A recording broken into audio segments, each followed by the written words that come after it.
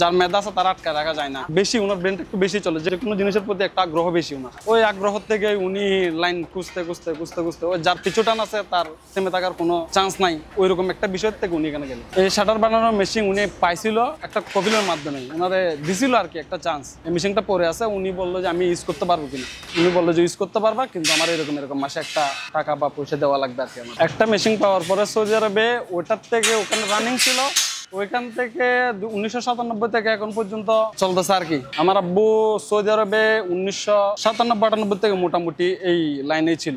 উনি নিজের মেধা দিয়ে নিজে সবকিছু করে ওইভাবে আস্তে আস্তে। এটা এমন এক আধুনিক বিদেশি পাহারাদার, যে পাহারাদারের জন্য, যে শাটারের জন্য মানুষ নিশ্চিন্তে ঘুমাইতে পারে অন্তত। কারণ অন্যান্য গুলার থেকে ধরুন যতই লেন্থে বড় হোক, যতই কিছু হোক, আমাদের থিকনেসটাও মোটা, সবকিছুই মোটা, যেটার কারণে ব্যবসায়ীদের একটা বিশ্বাস আছে। আসলে বাইরের দেশে এই শাটার গুলাই হচ্ছে সবচেয়ে বেশি চলে। আমাদের বাংলাদেশে হচ্ছে আগে যেহেতু ছিল, সবাই চিনে, যারা এই লাইনে পরিচিত আছে তারা সবাই জানে যে কি বাংলাগুলা শুধু। কিন্তু আমাদের দক্ষিণ চট্টগ্রামে সর্বপ্রথম আমরাই আনছিলাম এই জিনিসটা। এরপর থেকেই মোটামুটি দক্ষিণ চট্টগ্রাম আলহামদুলিল্লাহ এটাতে বলে রুল শাটার। এটার মধ্যে আবার অনেকজনে অনেক রকম স্প্রিং ইউজ করে, হয়তো ভেরিয়েন্টটা চেঞ্জ হয়, নাম সেম থেকে যায় রুল শাটার। আমাদের স্প্রিংটা হচ্ছে ইম্পোর্টেড, আমরা বাংলাদেশে স্প্রিং ইউজ করি না, টোটাল ইউজ করা হয় না। হয়তো যারা খুঁজে বড় ডিলার থাকলে, আমাদের অনেক ডিলার থাকে, অনেক রকম চাহিদা থাকে ওদের, যে আমার এই রেটটা কম লাগবে, এই শাটারগুলো পার্টি যেরকম ডিমান্ড করে। আমরা যখন সর্বপ্রথম মানি 2013 সালে, তখন খুব অল্প সংখ্যক মানুষই বুঝতে পারছিল না এই জিনিসটা ঠিক আছে। তারপরে যায় দক্ষিণ চট্টগ্রামে মোটামুটি আলহামদুলিল্লাহ। প্রথম শাটার হচ্ছে আমাদের অফিস থেকে বিক্রি করা, আমার আঙ্কেল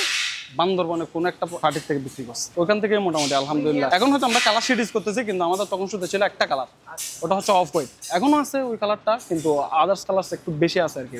ওই অফ হোয়াইট কালারটা হচ্ছে সৌদি আরবে একদম ফেমাস একটা কালার। তো ওখান থেকে মোটামুটি ধরেন মানুষজন বুঝতে পারতেছিল, যারা বাইরে থেকে আসতো তারা কম বেশি সাজেস্ট করতো, হ্যাঁ ঠিক আছে এই জিনিসটা। আস্তে আস্তে দেখতেছি সবাই মানে এই লাইনেই আছে। আমাদের কাছে এমনও আছে, আজকেও কিছু আসছে যে আমার বাংলা শাটারগুলো খুলে ফেলবো, আমাদের সাথে থেকে শাটার নিয়ে যাবো। ওই বাংলা শাটার আমরা ওদিকে তাল মেরে রাখি, এগুলো স্ক্রাপ করে বিক্রি করি। স্বাভাবিক বিরক্ত, সবাই বাংলা শাটারের প্রতি বিরক্ত। দেশি যে শাটারগুলো, ওগুলো তো তুলতে অনেক কষ্ট। অনেক শাটার আছে আবার ফেসে যায়, ওগুলো ফেসে যাইলে কিন্তু মানে অবস্থা টাইট। ওই যতক্ষণ না মিস্ত্রি এসে ঠিক করবে ততক্ষণ ওর ফেসে টাকাই লাগবে, রাত 11টা বাজুক 12টা বাজুক। কিন্তু আমাদের এগুলো আপনি যেমনি হবে হোক নামাইতে পারবেন, উঠাইতে পারবেন। মোটামুটি 10 বছরের গ্যারান্টির সাথে থাকছে। কেউ বাড়িতে যাচ্ছে এই টাইমে নামাইতে গেল, কোনো একটা স্প্রিং ভিতরের, ওগুলো হচ্ছে পাতা স্প্রিং বলে, চিড়ে গেছে, তাহলে আর শাটারটা নামতেছে না, ও এত রাতে আর কারো পাইতেছে না। সারা রাত দোকানে বসে থাকবে, নাহলে মিস্ত্রি কল দিবে, নাহলে মিস্ত্রি আসবে না, প্যারা দিবে, যে কোনো একটা না একটা। তাই কিন্তু আমাদের এই শাটারে হচ্ছে আপনার ওই জিনিসটা আপনার কখনো আমরা এখনো পর্যন্ত দেখি নাই আলহামদুলিল্লাহ। আটকাই গেছে কখনো আলহামদুলিল্লাহ দেখি নাই। নামাইছে হয়তো বা ভিতরে সুবিধা অনেক কিছু থাকতে পারে, যেহেতু একটা জিনিস প্রতিদিন ওঠানামা করতেছে, অনেক বিষয় আছে ওখানের ভিতর।